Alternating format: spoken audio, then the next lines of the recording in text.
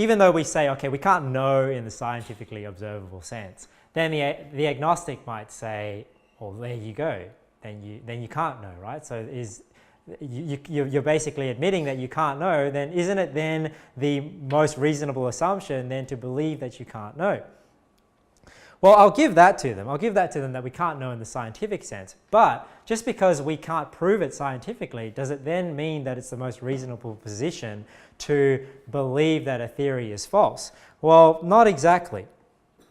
Now, I don't have a perfect understanding of agnosticism, but as far as I understand, agnosticism in my eyes, it seems as though it's a religion of ignorance. Basically, it's a religion, and the reason why I call it a religion is because even though you can prove that you don't know the answer, you can't prove that nobody knows the answer. So even though you can say, I don't know, you don't know that nobody knows.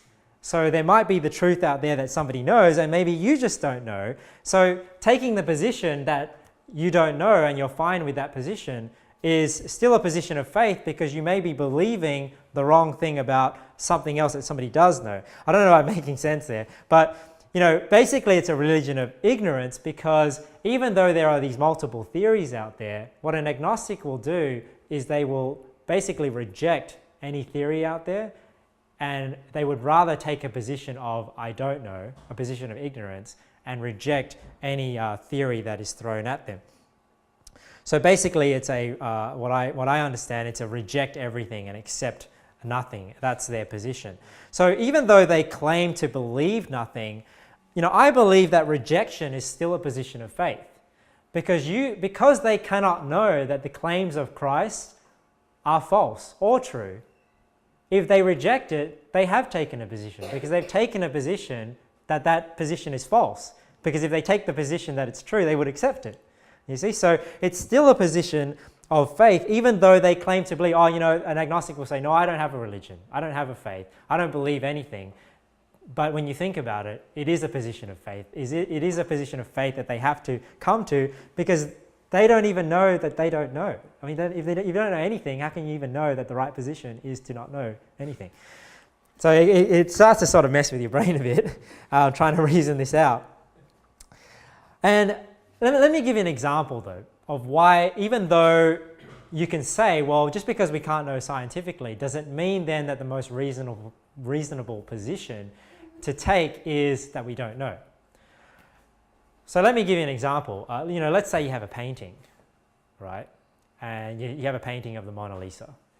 Now, evolution would say, well, after millions of years, somehow this paint, fell onto this canvas and turned into this picture of this woman that we see. And we can see, well, that's a totally unreasonable explanation of how that painting came about. But you see, what an agnostic will do, what a creationist would do, is they would look at that painting and they'd see, man, there's no way that this came about by chance, random processes. Somebody obviously must have painted this painting, because we can see that there's the hand of intelligence behind it. And even though I can't prove to you that a painter exists, and we can see that somebody's painting a painting here, but that doesn't mean that this painting was painted by somebody. We have a reasonable basis for why we believe that a painter exists to paint that painting.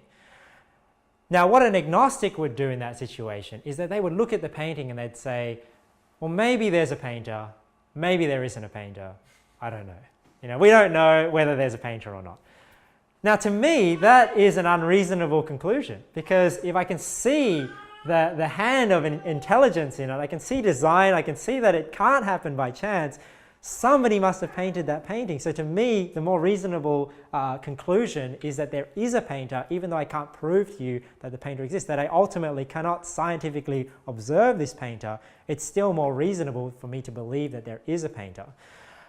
And I think when you start looking into the Bible, start looking into the events surrounding the Bible, start looking into the claims of the Bible, to me it's more reasonable to accept that the Bible is the result of a supernatural being than it is to take the position, well, I just don't know where the Bible came about. Because in order to take that position, you would have to reject the claims of the Bible. you would have to reject the Bible for what it is, and I think it would be harder to take that position than it would be to just accept the position that the Bible is true.